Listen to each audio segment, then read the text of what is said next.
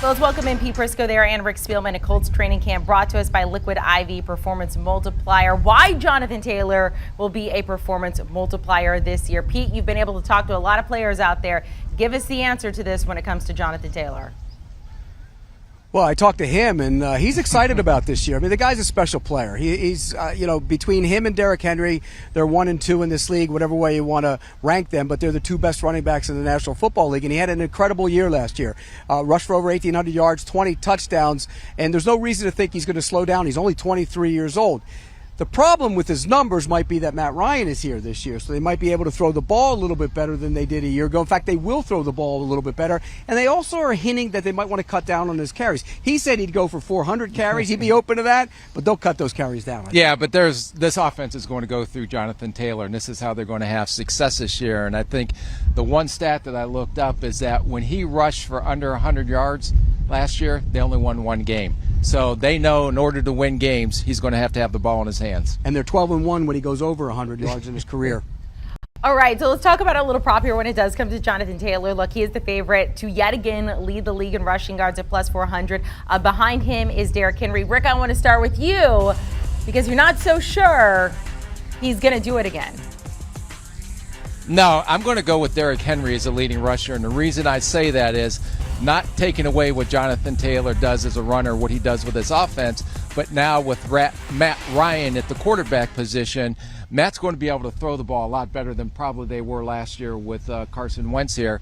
And if I had to pick a quarterback, Matt Ryan over Ryan Tannehill, I'm going to go with Matt Ryan, and Matt Ryan's going to do a lot more with the ball in his hands by throwing than he is just handing off to Jonathan Taylor. Yeah, but, Derrick Henry's coming off the injury, and we don't know what he's going to be.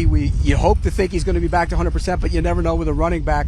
So I'm going to go with Jonathan Taylor to lead the league in rushing. I know he might not have the same number of carries, but that guy averaged 5.5 per rush last year, 5.5. There are some concerns on the offensive line. The right guard position is changing over. The left tackle is a competition, but I think when you look at it, I still think he's going to lead the league in rushing. You know, the last player to rush for 5.5 yards was in 2012, Adrian Peterson. That's the year he won the MVP. Do you know him? Do you know him? Yes. Okay. All right, look, that's a lot to talk about Jonathan Taylor. I want to look at some other things going on there at training camp. Obviously, the Colts trading for Matt Ryan this offseason. Rick, what are some of your biggest takeaways that you've seen out there? Yeah, no, it was real impressive. And watching them the second day, the thing that I was looking at is how many of these rookies in this rookie class may potentially contribute. And first guy who popped out was Nick Cross on defense. He lined up with the number ones today, opposite Blackman at the safety position, and I think he's going to have a big impact. And on the offensive side, watching the one-on-ones, I watched Rainman and I watched Pryor. And Pryor's the number one left tackle right now. But Raymond's got so much upside, and he had a very good day today. So I would expect pretty soon, once he takes over, he's going to be the starting left tackle. And the last person I want to mention is Alec Pierce, and how he's going to be effective in the passing game. But we have a secret, too, that people need to understand who that name's going to be. Yeah, and I want to get to Alec Pierce because the two issues with this team coming in my eyes, were who were the wide receivers, who was that group, and I think Pierce did some things that I thought he would be a big-time player in this league. I still do. He was impressive out here. You got to keep Paris Campbell on the field. We know Michael Pittman's there.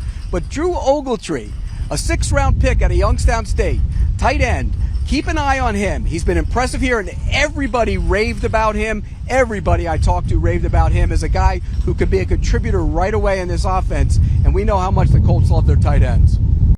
Rick, you mentioned a secret name there. Is that Ogletree for you as well? Yeah, Pete always takes my material, so that is what it is. You didn't even know. No, come on. I had it yesterday. I kept it in my pocket. I had it for a week.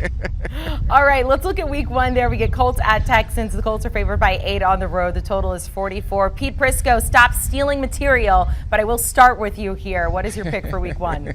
This guy copies my everything. He copied my dinner menu last night. I know you too well, Pete Prisco. We went for a blizzard last night. He got the same one I did. He copies me. It's ridiculous. Look, I think the 8 points is too many. I'm a big believer in Davis Mills. I think Davis Mills is going to be better than people think he's going to be. I think the Texans are going to be better than people think they're going to be. So if you're going to give me 8 points to open the season, Give me the Houston Texans. I'm going to go the opposite. I'm going to go with the Indianapolis Colts, and they will cover that spread. And the reason why, I'm not as big a fan as Mills as you are, but name me someone on the offensive side of the ball at the skill position who's a well-known name. Cooks? Brendan Cooks. Is that? Yeah. Is he? Yeah, he's up there on everybody's fantasy list. But the other thing is to note that they didn't do anything to help their offense. They went the first 3 picks in the draft this year went defensive corner, defensive safety, defensive linebacker. Nico Collins, keep an eye on that name too. Okay. A lot of big names out there. Pete, what do you put on your Blizzard? I haven't had one in a while. Maybe I'll copy you and go get one. What do I put in it? I just put pickles and mustard on my burger. She said the Blizzard. Oh, and the Blizzard? Yeah. Oh, I didn't hear that. Oh, I put pickles and mustard in my Blizzard too. No, we went with the Snickers Blizzard. Blizzard. And Pete just commented on how many things are in that Blizzard. Just the whole way back to the hotel. A lot of crunchy stuff in there. Apparently pickles. Okay, I'm going to let you guys go because I don't know what's going on out there, but you seem to be having a good time. Pete, Rick, we'll talk to you soon. Thank you so much. Colts, Texans, the game you're going to get on week 1 there. The NFL returning September 11th. We are just about a month away. Make sure to check it out on CBS and Paramount Plus. Do you want a sports network that delivers everything that matters about the game? The highlights, the picks, the instant analysis, no yelling, no fake debates, no politics. Hit the subscribe button and never miss a moment.